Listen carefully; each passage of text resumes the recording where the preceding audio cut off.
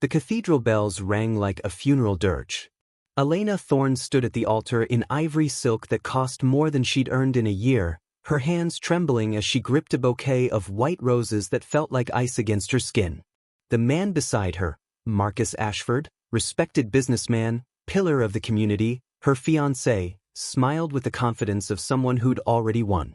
She'd been winning for 6 months. Ever since she'd said yes to his proposal in a restaurant filled with witnesses, cameras flashing, applause echoing. Ever since she'd convinced herself that stability mattered more than the hollowness in her chest. Ever since she'd told herself that her daughter needed a father figure, even if that father figure made Elena's skin crawl in ways she couldn't quite name. Practical, she'd told herself 1,000 times. Lily needs security, needs a future, needs... Mama looks like a princess, her 5-year-old daughter, Lily, whispered from the front pew, her voice carrying in the hushed cathedral. Elena's throat closed. She looked down at Lily, dark curls framing a heart-shaped face, eyes the color of winter storms, impossibly bright and seeing everything adults tried to hide. The flower girl dress was pale pink, the little crown of baby's breath sitting crooked on her head. Marcus's hand tightened on Elena's, proprietary and cold through the white lace of her gloves. The officiant cleared his throat. "Dearly beloved, we are gathered here today." The cathedral doors burst open. Every head turned. Gasps rippled through the assembled guests like wind through wheat. Elena's heart stopped, then restarted with a painful lurch that stole her breath. He stood in the doorway, silhouetted against winter sunlight that seemed to bend around him rather than touch him. Tall, impossibly tall, with dark hair that fell just slightly across a face carved from marble and shadow. He wore black, formal but not quite modern, as though he'd stepped from another century entirely. His eyes, even from this distance, gleamed silver-white in a way that made Elena's pulse hammer for reasons she couldn't name. The words screamed through her mind, but it wasn't denial. It was recognition. "I apologize for the interruption," the man said, his voice carrying through the cathedral with quiet, devastating authority. "But I believe there's been a mistake." Marcus's grip on Elena's hand turned painful. "Security," he hissed through his smile. "Remove this man immediately." But Elena couldn't move, couldn't breathe, couldn't do anything but stare at the stranger who wasn't a stranger, whose face sent memories crashing through her mind in fragments too sharp to hold. A moonlit garden. His cool hand in hers. A voice whispering promises against her throat. Silver eyes watching her with something that looked like worship. "You're mine, Elena. In every way that matters, you're mine." "Mama?" Lily's small voice cut through the chaos. Elena looked down. Her daughter had climbed down from the pew, ignoring her grandmother's attempts to grab her. Lily stood in the aisle now, staring at the man in the doorway with an expression Elena had never seen on that young face. Wonder. Recognition. Knowing. "Lily, sweetheart, come back," Elena started. "That's my real daddy." The words exploded through the cathedral like a bomb. Lily's scream shattered the hushed whispers, turned every face toward her, froze the officiant mid-sentence. The little girl ran. Down the white runner, past the shocked guests, straight toward the stranger whose silver eyes had gone wide with something that looked like devastation and hope tangled together. "Lily, no." Elena's voice cracked. She tried to move, but Marcus's hand held her in place, his fingers digging into her wrist hard enough to bruise. The man, the vampire king her fractured memories suddenly named him, though that was impossible, insane, dropped to one knee. Lily crashed into him with the absolute faith of children who know things adults have forgotten. Small arms wrapped around his neck. Her flower crown fell to the marble floor. "I knew you'd come," Lily sobbed against his shoulder. "I dreamed about you every night. I told Mama, but she said dreams aren't real, but you're real, you're here." The man's arms closed around the child with a tenderness that made Elena's chest crack open. His eyes, silver, inhuman, ancient, found Elena's across the distance. And she remembered. Gods and blood, she remembered. 6 years ago. A Halloween masquerade at the Ashford estate, where Elena worked catering. Champagne and laughter and masks that hid everything except truth. A stranger in silver and black, watching her from across the ballroom with eyes that saw through every defense she'd ever built. "Dance with me," he'd said, not a question, not a command, just a truth waiting to happen. She'd taken his hand. That night had changed everything. One dance became a conversation in the moonlit gardens. One conversation became weeks of stolen meetings, of learning his name, Darius Vale, he'd said, old family, older money. Of falling impossibly, irrevocably in love with a man who touched her like she was something precious and breakable and worth protecting. "I need to tell you something," he'd said one night, his silver eyes serious. "Something that might frighten you." But before he could speak, Marcus Ashford had appeared with 2 security guards and a smile sharp as knives. "Mr. Vale, I'm afraid you're trespassing on private property. And Miss Thorne here is an employee. The fraternization violates her contract." Elena had been escorted from the estate that night, fired for inappropriate conduct, her belongings thrown into boxes. By the time she tried to find Darius, tried to call the number he'd given her, it was disconnected. The estate gates were locked. Every attempt to reach him hit walls she couldn't climb. And 3 weeks later, she discovered she was pregnant. "You," Marcus said beside her, his voice dropping to something ugly and cold. "You told me Lily's father was dead. Some nobody who left you. You lied." Elena's vision swam. The cathedral tilted. I thought he disappeared. I couldn't find him." "Liar." The word cracked like a whip. Marcus's face twisted with rage barely contained beneath his public smile. His hand on her wrist tightened until bone ground against bone. Across the cathedral, Darius slowly stood, Lily still clinging to him. His silver eyes blazed with something that made the temperature in the room drop 10 degrees.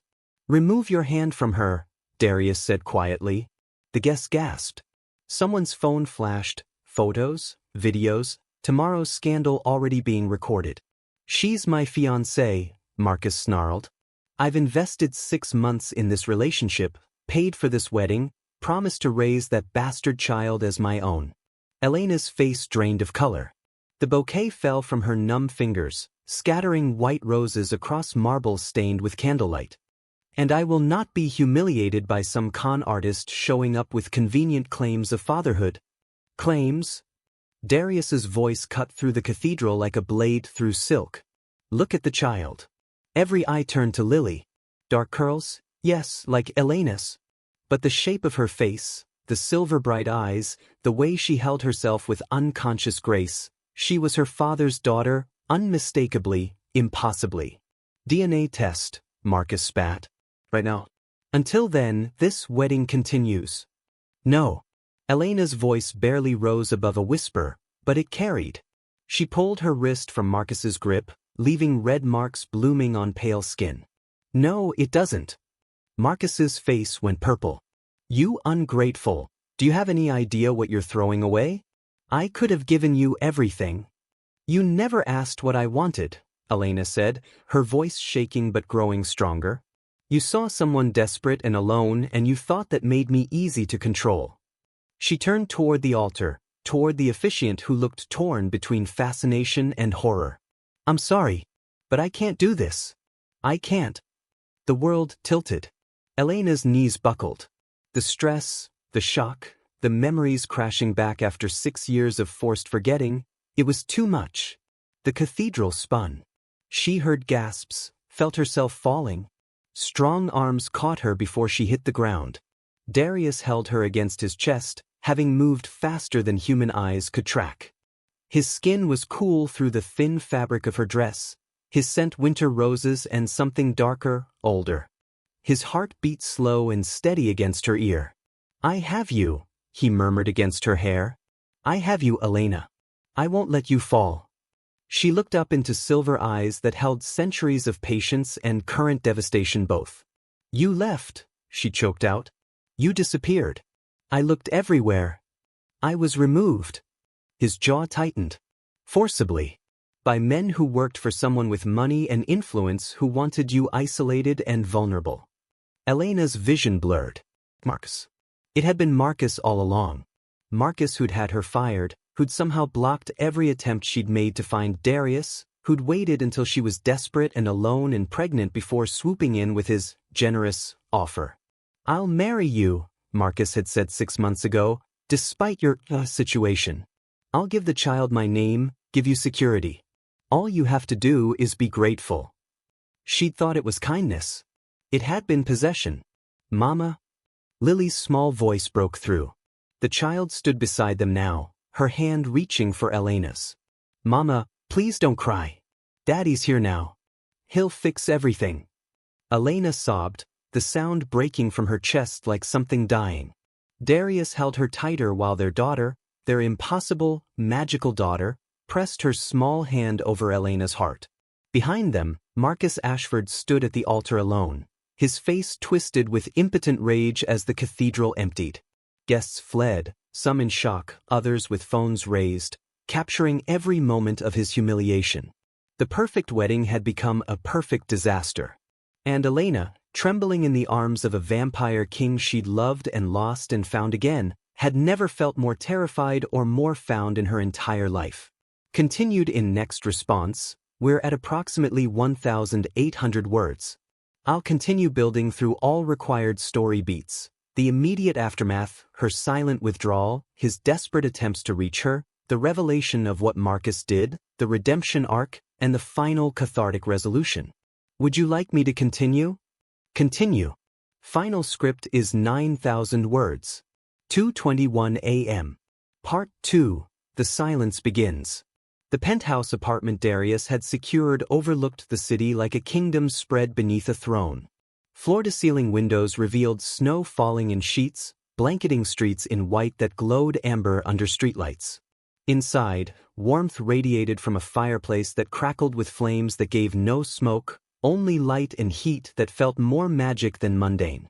Lily slept in the guest bedroom, finally exhausted after hours of excited chatter, of showing her father every drawing she'd ever made, every story she'd invented, every dream she'd had of him.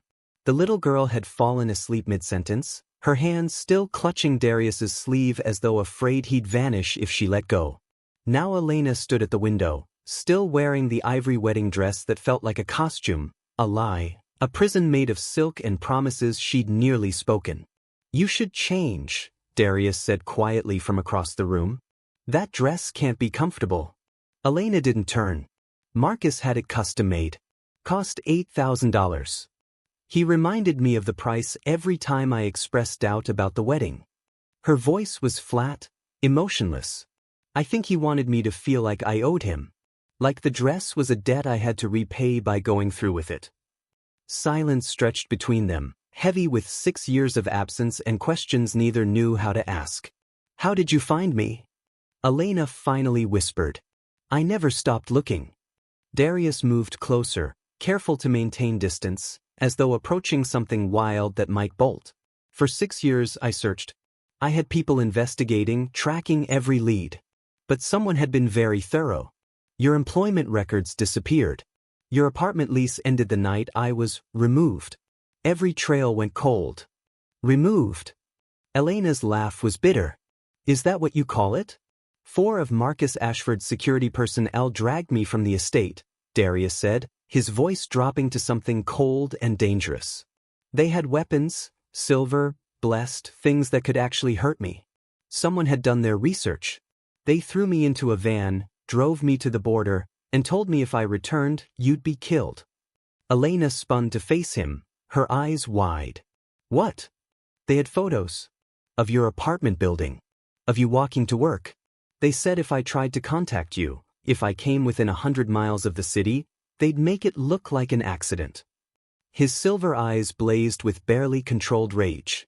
"They said you'd signed a non-disclosure agreement, that you'd been paid to disappear, that you wanted nothing to do with me. That's insane." "I never." Elena stopped, realization dawning with sick certainty. "Marcus. He worked for his uncle's security company before taking over the family business. He had connections, resources." Her voice cracked. "He destroyed everything so he could swoop in and save me when I was desperate. When you were pregnant with my child." Darius's jaw tightened. "A child I didn't know existed until today." The accusation hung in the air, unspoken but present. Elena's hands clenched in the silk of her dress. I tried to find you. For months. I called, I went back to the estate, I searched every database, every record. You'd vanished like you'd never existed. Tears streamed down her face now, hot and painful. And then Lily was born, and I was alone, and I was so scared, and when Marcus showed up offering stability, offering to give her a name, I thought. She choked on the words. I thought I was doing the right thing. I thought I was protecting her. By marrying the man who destroyed us. The words came out flat, not quite accusatory but not quite forgiving either. Elena's world tilted. She pressed a hand to the window glass, the cold seeping through to her palm. I didn't know. I swear to God I didn't know. Darius crossed the distance in 2 strides. His hand reached for her face, then stopped, hovering just inches from her skin as though he'd lost the right to touch her. Elena! Don't. She stepped back, wrapping her arms around herself. Don't touch me.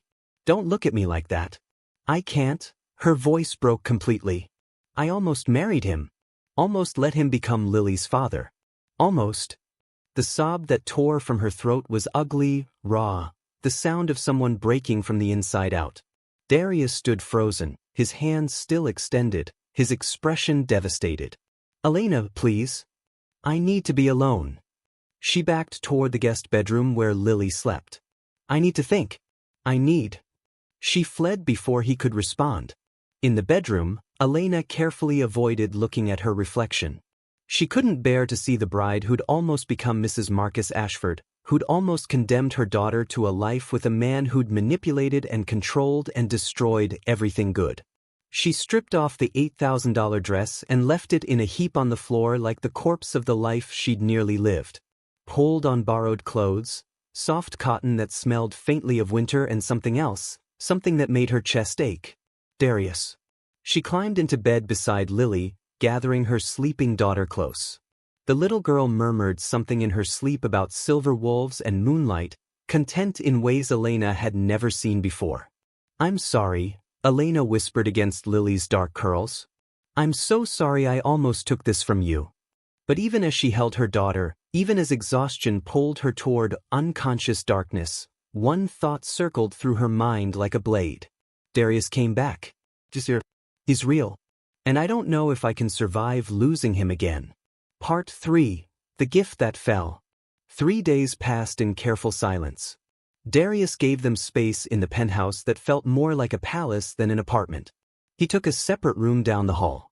He was patient, careful, present but not intrusive.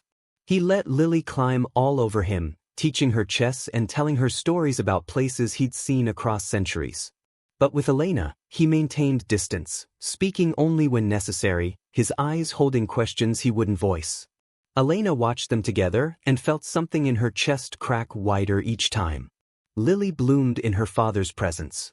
The little girl who'd always been quiet, careful, somehow sad in ways 5-year-olds shouldn't be, she laughed now. Bright and uninhibited and free. Again!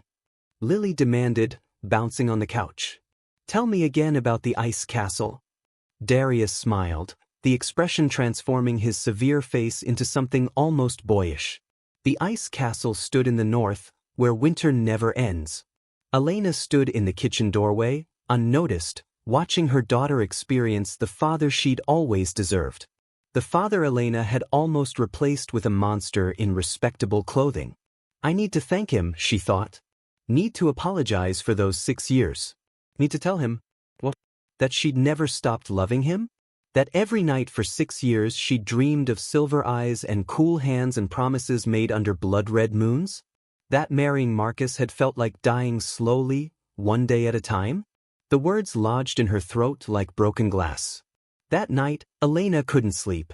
She stood at the window in borrowed pajamas, watching snow fall over the city, trying to make sense of the wreckage of her life. Behind her, a door opened quietly. You don't sleep much anymore. Darius's voice came from the shadows. You used to sleep like the dead. I'd watch you for hours, marveling that something so alive could be so still. Elena's breath caught. You watched me sleep? Every night we had together.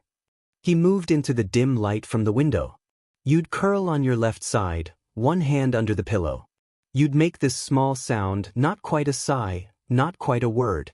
I never figured out what it meant. The intimacy of the memory made Elena's chest ache. That was 6 years ago. Lifetimes ago. Not for me. His voice dropped. For me it was yesterday. Every day since has been yesterday. Time doesn't move the same when you're immortal, and the only thing that made you feel alive has been stolen. Elena turned to face him fully. In the low light, his silver eyes gleamed like moonlight on water. I spent 6 years convincing myself you weren't real. That those months together were some fever dream, some fantasy I'd invented to cope with being alone and pregnant and terrified. I'm real. I know. She wrapped her arms around herself.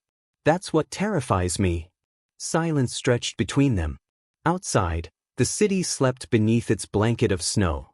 Inside, two people who'd loved and lost and found each other again stood separated by 6 years of absence and an ocean of unspoken truths.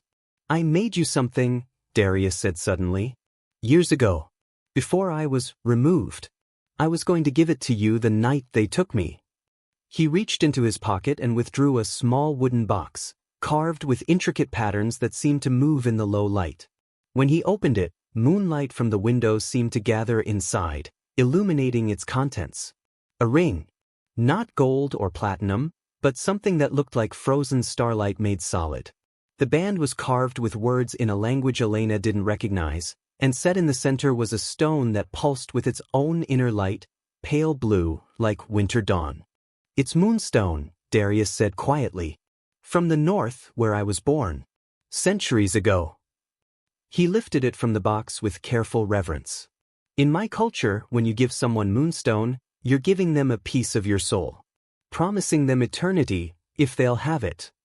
Elena's vision blurred. Darius. I wanted to ask you something that night. Something important. His hands trembled slightly as he held the ring. But they took me before I could. And when I finally found you again, you were standing at an altar about to marry someone else, and I thought. His voice cracked. I thought I was too late. That you'd moved on. That whatever we'd had was dead. It wasn't. The words burst from Elena before she could stop them. It was never dead. I tried to bury it, tried to convince myself Marcus was the practical choice, the safe choice, but every night I dreamed of you, and every morning I woke up feeling like I'd lost something precious, and I hated myself for being so weak. She stopped, breathing hard. Darius stepped closer. Elena! A sound from the doorway made them both freeze. Lily stood there in her nightgown, rubbing sleep from her eyes. In her small hands, she clutched something. A picture she'd drawn, colorful and childish and perfect. Mama? Daddy? Her voice was small, uncertain. I made this for you. To say thank you for being together again. She crossed the room and held up the picture. It showed 3 figures holding hands beneath a silver moon. A tall man, a woman, and a small girl between them. Above their heads, Lily had written in careful, crooked letters, My family. Elena's heart shattered. She knelt, taking the picture with trembling hands. Lily, sweetheart, this is beautiful. Are you leaving? Lily's eyes filled with tears. Are you sad because Daddy came back? Because I don't want you to be sad. I just wanted us to be together. I just wanted.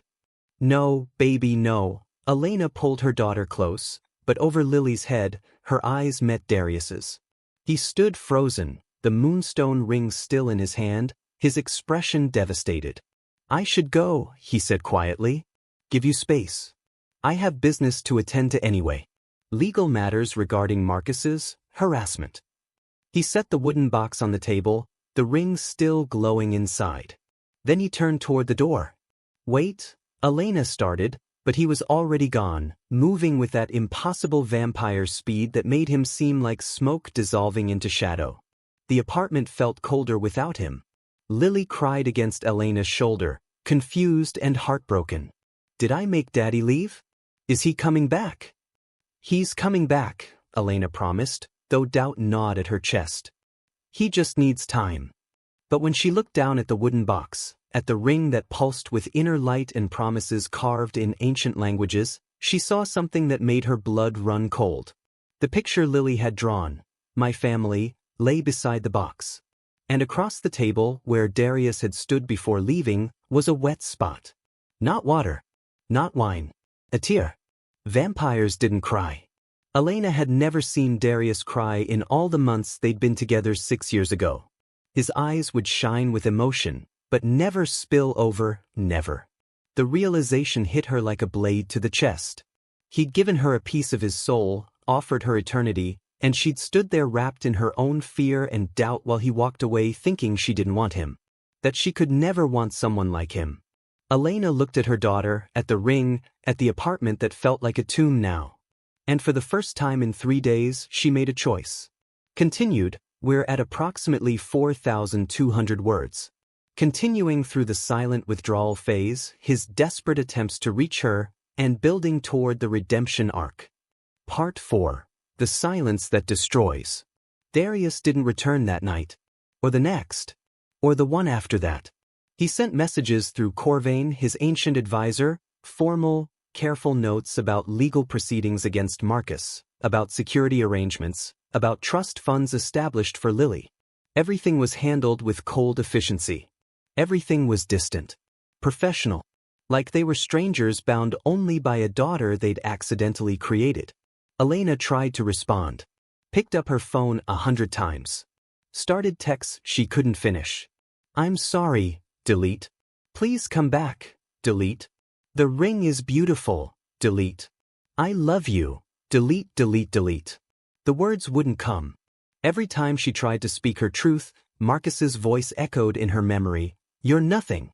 No one would want you if they really knew you. I'm the best you'll ever do. 6 months of psychological warfare had done its work well. So instead, Elena said nothing. And silence, she discovered, was its own kind of violence. 1 week after the ruined wedding, Corvain arrived at the penthouse with papers for Elena to sign. The older vampire was impeccably dressed, his expression neutral and professional. Miss Thorne. He inclined his head. These documents establish Lily's paternity legally. Once signed, she'll have access to the Vale family resources. Education, healthcare, protection, everything she needs. Elena scanned the papers with shaking hands. They were thorough. Generous. Cold. Where is he? She asked quietly. Corvain's expression didn't flicker. Lord Vale is attending to business. He sends his regards. Regards. Elena's laugh was bitter. Like I'm some distant acquaintance. He's trying to give you space, Miss Thorne. As you requested. I didn't, she stopped. But she had, hadn't she? With her silence, with her inability to reach out, with the way she'd pulled back every time he'd tried to bridge the distance between them. Corvain studied her with ancient eyes that saw too much. May I speak freely? Elena nodded, not trusting her voice. I've served the Vale family for over 3 centuries, Corvain said quietly. I've watched lords and ladies come and go. Seen love bloom and wither. Witnessed tragedies that would break mortal hearts. He paused. I have never seen Lord Darius as he was the night he found you. That desperate hope in his eyes. That relief. Elena's chest tightened. And I have never, Corvain continued, his voice dropping, seen him as broken as he is now. He came back from his visit here 3 nights ago and destroyed half his study. Ancient furniture reduced to kindling. Then he stood in the wreckage and said, I waited 6 years. And I'm still too late. Tears burned Elena's eyes. I don't know how to reach him. Every time I try, the words won't come. Then don't use words. Corvain set a card on the table beside the legal documents. That's the address of his estate. The one he's been restoring for 6 years in the hope that one day you might see it. He turned to leave, then paused at the door. He's there now. Alone. Convinced you'll never choose him. His ancient eyes held hers. Prove him wrong, Miss Thorne, before the silence destroys you both.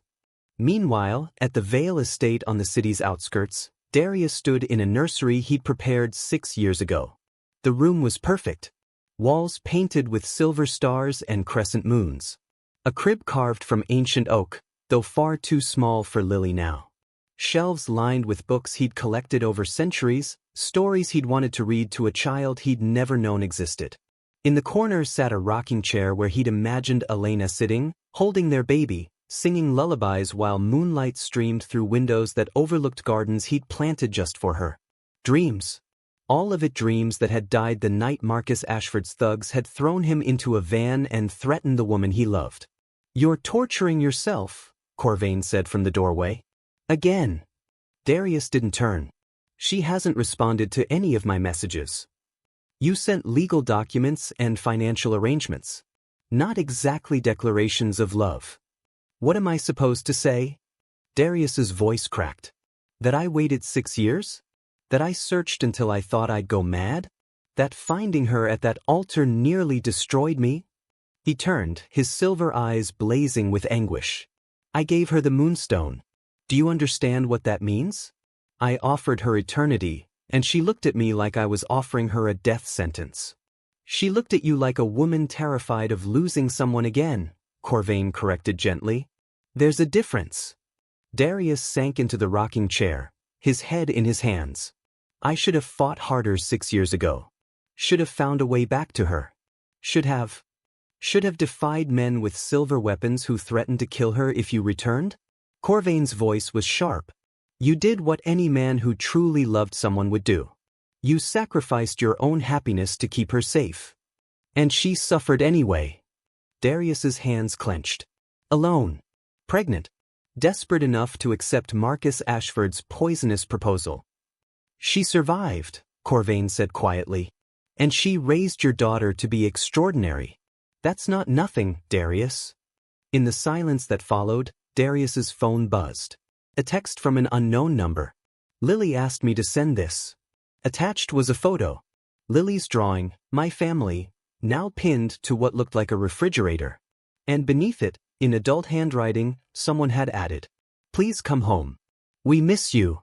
Darius stared at the message, his heart doing something painful behind his ribs. "Well," Corvain asked, "are you going to sit here drowning in regret? Or are you going to fight for them?" Darius stood slowly, his expression shifting from devastation to determination. "Call the car," he said. "Now." Part 5. The Break Before Healing. Elena was reading to Lily when the knock came. Not the doorbell, that would have been too normal. Just 3 measured knocks that somehow carried centuries of patience and current desperation both. Lily's head snapped up, her silver eyes bright. "Daddy!" She flew from the couch before Elena could stop her, tiny feet pounding toward the door. Elena followed more slowly, her heart hammering against her ribs. When she reached the entryway, Lily was already wrapped around Darius's legs, chattering a mile a minute about her day, her drawings, the stars she'd gotten at school. Darius knelt, giving the little girl his full attention, but his eyes, those devastating silver eyes, found Elena over their daughter's head. "I got your message," he said quietly. Elena's throat closed. "Lily insisted I send it." "Did she?" It wasn't quite a question.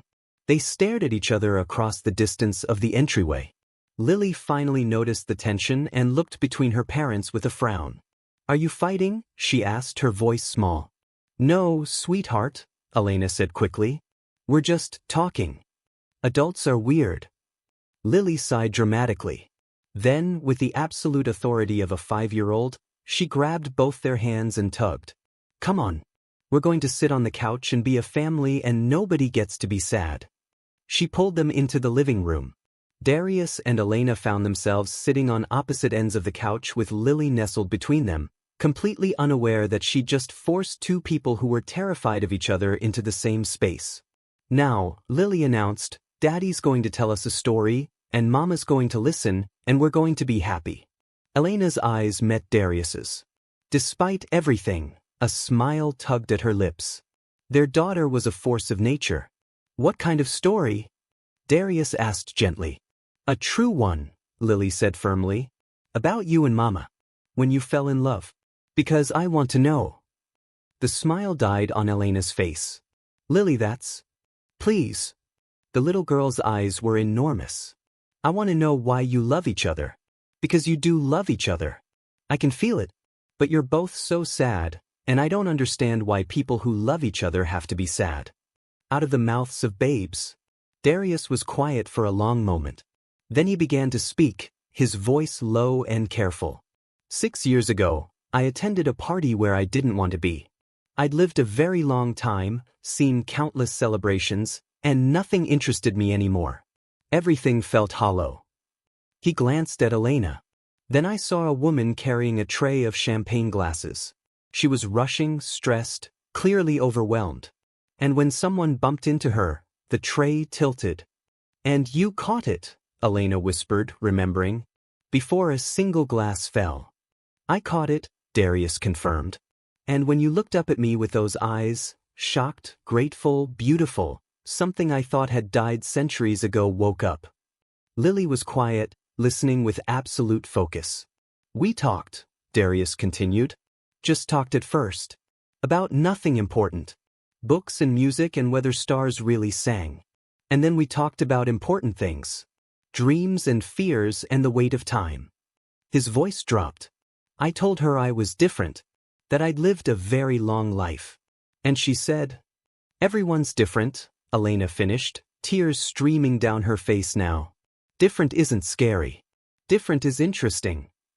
I fell in love with you that night, Darius said, his silver eyes holding hers across their daughter's head. Completely.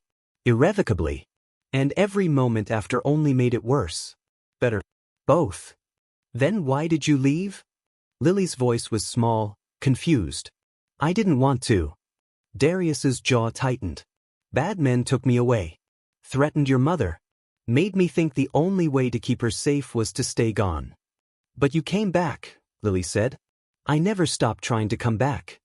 Elena sobbed, the sound breaking from her chest like something dying.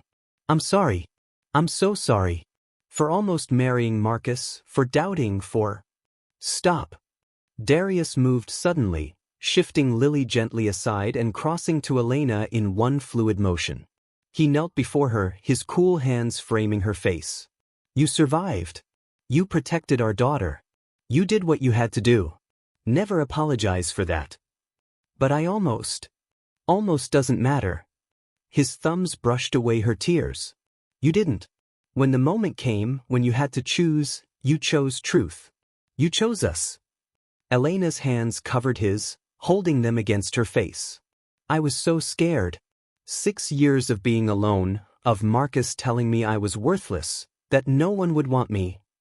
He lied. Darius's voice turned fierce. You are extraordinary. You are everything. And I want... He stopped, struggling. I want forever with you. If you'll have me. If you can forgive me for not fighting harder 6 years ago. There's nothing to forgive. Elena leaned forward until their foreheads touched. You tried to protect me. And her voice broke. I love you.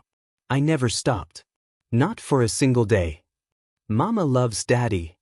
Lily announced joyfully. I knew it. They pulled apart slightly, both laughing through tears. Their daughter beamed at them, clearly pleased with her matchmaking success. But then Darius's expression grew serious again. He reached into his pocket and withdrew the wooden box, the moonstone ring still glowing inside. Elena, he said quietly, I gave you this once before, but I don't think you understood what I was asking. He lifted the ring from the box.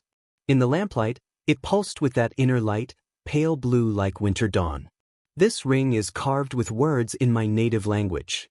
They translate roughly to, my soul to yours, my time to yours, my eternity to yours.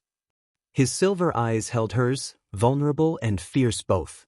When I give you this, I'm not just asking you to marry me. I'm asking you to accept what I am. What we could be together. Asking if you'll let me turn you, one day, so we can have eternity instead of the brief flicker of mortal years. Elena's breath caught. I know it's terrifying, Darius continued. I know what I'm asking is impossible, insane. But I waited 6 years, and I'll wait 60 more if I have to. I just need to know, his voice cracked. I need to know if there's hope. If one day you might choose me. Choose us. Choose forever. Elena stared at the ring, at the words carved in ancient language, at the moonstone that pulsed like a living heart. Then she looked at Lily, who watched with eyes bright as stars. Then she looked at Darius, this ancient being who'd destroyed half his study in grief, who'd prepared a nursery for a child he'd never met, who'd stood at her almost wedding and shattered everything to bring truth to light. "I choose you," she whispered. Forever. All of it. Darius went utterly still. "Elena, put the ring on." Her voice grew stronger. "Because I'm done being afraid. I'm done letting Marcus's poison control me. I'm done wasting time we could be spending together." With trembling hands, Darius slid the moonstone ring onto her finger. It fit perfectly, as though it had been carved for her and her alone. The moment the metal touched her skin, warmth spread through her, not heat, but something deeper, like coming home after years lost in the cold. "We're married," Lily shrieked, bouncing on the couch. "We're a family." "Not quite yet," Darius said, smiling. "But soon."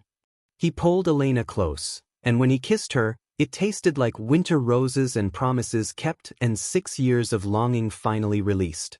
Elena kissed him back with everything she had, all the fear and doubt and desperate love she'd been holding inside. When they finally broke apart, Lily had climbed onto both their laps, a satisfied smirk on her young face. "See," she said. "I told you happiness was better than being sad." Darius and Elena laughed, holding each other and their daughter as snow fell past the windows and the moonstone ring glowed with its promise of eternity. For the first time in 6 years, the future didn't feel like a threat. It felt like hope. Continued, we're at approximately 7,800 words. Moving into the final section, confronting Marcus, the community witnessing their transformation, and the cathartic resolution. Part 6. The Reckoning. Marcus Ashford's downfall was swift and public, exactly as he deserved. The legal team Darius had assembled, the best money and immortal connections could buy, tore through Marcus's carefully constructed facade like wolves through paper. Every manipulation, every threat, every illegal action he'd taken to isolate Elena came to light. The security footage from 6 years ago, showing Marcus ordering his men to remove and dispose of Darius. The financial records proving he'd paid Elena's former employer to fire her. The emails detailing his plan to acquire and secure a vulnerable asset once she was desperate enough. He'd written it all down. Documented his own crime with the arrogance of someone who believed he was untouchable. 2 weeks after the ruined wedding, Elena stood in a courtroom watching Marcus being led away in handcuffs.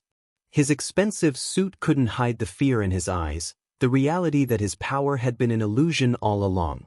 He saw her as the bailiffs guided him past. His face twisted with rage. "You'll regret this," he spat. "You're nothing without me. Nothing." Darius stepped between them, his presence alone enough to make Marcus stumble backward. The Vampire King didn't raise his voice, didn't make threats. He simply looked at Marcus with eyes that had seen centuries of men like him rise and fall. "She was never yours," Darius said quietly. "And she never will be." Marcus was escorted out. The courtroom doors closed. And Elena felt something in her chest finally release. "It's over," she breathed. Darius's hand found hers, their fingers intertwining. The moonstone ring caught the fluorescent lights. "It's over," he confirmed. Behind them, Lily sat in the gallery with Corvain, who'd insisted on attending for moral support. When Elena turned, her daughter gave her a thumbs up so enthusiastic it made several observers smile despite the grim circumstances. Outside the courthouse, reporters swarmed. Cameras flashed. Questions flew like arrows. "Miss Thorne, is it true you're engaged to Darius Vale? Mr. Vale, how long have you known about your daughter? Elena, do you regret the wedding?" Darius raised one hand, and somehow, impossibly, the crowd quieted. When he spoke, his voice carried with that preternatural authority that came from centuries of command. 6 years ago, the woman I loved was stolen from me through threats and manipulation. Today, justice has been served. He looked down at Elena, his expression softening. As for the rest, our engagement, our daughter, our future, that's our story to tell. On our terms. In our time. He guided Elena through the crowd with Lily between them, Corvain running interference. They climbed into a car that whisked them away from the circus of media attention. In the quiet of the back seat, Lily looked up at her parents. Are people always this interested in other people's business? Unfortunately, Elena said with a tired smile. That's dumb. Lily crossed her small arms. Our family is our family. Nobody else's. Wisely said, little one, Darius murmured, pulling his daughter close. Part 7. The Blessing. That weekend, Darius took them to his estate for the first time. The Vale estate sat on 50 acres of pristine land just outside the city. The main house was old, truly old, built in a style that predated modern architecture by centuries. Stone and timber, stained glass windows, gardens that sprawled in organized chaos beneath ancient oaks. Lily pressed her nose to the car window as they approached. It looks like a castle. Close enough, Darius said, smiling. It's been in my family for a very long time. When they entered, Elena stopped in the grand foyer, overwhelmed. The house was beautiful, wooden floors that gleamed, tapestries that looked medieval, a grand staircase that curved upward toward shadows. But more than that, it felt alive. Like the house itself had been waiting for them. Come, Darius said, taking her hand. There's something I want to show you. He led them upstairs, down a corridor lined with portraits of people from different eras. Elena recognized Darius in several, younger in some, exactly the same in others, his agelessness captured across centuries. At the end of the hall, Darius opened a door. The nursery took Elena's breath away. It was exactly as he described in his story, stars painted on the ceiling, bookshelves lined with children's books, a rocking chair by the window. But now, new additions had appeared. A bed perfect for a 5-year-old. A desk with art supplies. Shelves with space for the drawings and treasures a little girl would accumulate. You did this for her, Elena whispered. For Lily. I did it 6 years ago, Darius corrected quietly. Hoping. And then this week, I updated it. Hoping harder. Lily ran into the room with a squeal of delight, immediately claiming the space as her own. She climbed onto the bed, tested the bounce, then spotted something on the nightstand. What's this? She held up a small carved wooden wolf, remarkably detailed. I made it for you, Darius said, kneeling beside the bed. Before you were born. I was carving it the night I was taken away. I've kept it all this time, waiting to give it to you. Lily's eyes filled with tears. You made this for me? Before you even knew me? I knew you were coming. I knew you'd be extraordinary. And I knew, his voice caught. I knew I wanted to be there for every moment of your life. I'm sorry I missed the first 5 years. You're here now, Lily said simply. That's what matters. She threw her arms around his neck, and Darius held his daughter while Elena watched from the doorway, tears streaming down her face. Later, after Lily had explored every corner of the estate and finally exhausted herself, Elena found Darius in the gardens. Moonlight painted everything silver and shadow. She's asleep, Elena said, joining him on a stone bench beneath an ancient oak. Corvain is watching her. He's good with children, Darius said. Surprising, given how ancient and grumpy he pretends to be. They sat in comfortable silence, watching moonlight dance across carefully maintained flower beds. In the distance, Elena could see the shapes of buildings, stables, a greenhouse, other structures she couldn't identify. You built all this, she said quietly. This whole place. This life. You've been preparing for us. For 6 years, Darius confirmed. Every day I told myself you'd come back. That somehow, impossibly, I'd find you again. And if I did, I wanted to have something to offer. Not just wealth or power, but a home. A real home, where we could build a life together. Elena's hand found his. I'm sorry you had to wait. I'm sorry you suffered alone. They turned to face each other on the bench. In the moonlight, Darius's face was all sharp angles and ancient beauty, but his eyes were warm with current emotion. I want to marry you properly, he said. Not in some courthouse with reporters swarming. Not in a cathedral where we're performing for others. Just us. Lily. The people we love. Something real. When? Elena asked. Whenever you're ready. Tomorrow. Next year. A decade from now. His thumb traced circles on her palm. I have time, Elena. All the time in the world. Tomorrow feels too soon, Elena admitted. But next year feels too far away. Then we'll find something in between. Darius pulled her closer. Besides, I believe someone very wise recently told our daughter that families don't have to look like everyone else's. They just have to be real. Elena laughed, the sound lighter than she'd felt in years. Using my own words against me. I learned from the best. They sat beneath the ancient oak, wrapped in each other's arms, as moonlight blessed the garden and the estate and the future they were building one day at a time. Inside the house, Lily slept with her carved wooden wolf clutched to her chest, dreaming of silver moons and parents who loved each other and a family that was finally whole. Epilogue. 6 months later. The wedding took place in the estate gardens on a night when the moon hung full and bright as a blessing. No cathedral, no crowd of strangers, no $8,000 dress designed to be a debt. Just Elena in simple white silk, Darius in black that looked older than modern fashion, and Lily between them in pale blue, the flower girl crown sitting crooked on her dark curls. Corvain officiated with surprising gentleness, his ancient voice speaking words about choice and time and the bridges built between mortality and eternity. When it came time for rings, Lily stepped forward importantly, carrying a small pillow with 2 bands, 1 moonstone for Elena, which she already wore, 1 carved silver for Darius. Do you, Elena Thorne, choose this vampire, this father, this man, for as long as your mortal heart beats and beyond, should you wish it? I do. Elena's voice rang clear. Now and always. And do you, Darius Vale, choose this woman, this mother, this mortal who has changed your immortal existence? I do. Darius's silver eyes blazed with emotion. Until stars fall and time ends. Then by the power vested in me by absolutely nobody because I'm a vampire, not a priest, Corvain said with the hint of a smile, I declare you bound. Kiss her already. Laughter rippled through the small gathering, a handful of Darius's most trusted people, a few friends Elena had reconnected with, and Lily, who cheered loud enough to startle birds from nearby trees. Darius pulled Elena close and kissed her beneath the full moon while their daughter danced between them. It tasted like promises kept and futures opening, and 6 years of longing finally transformed into something beautiful. When they broke apart, Lily tugged on both their hands. Now we're really a family.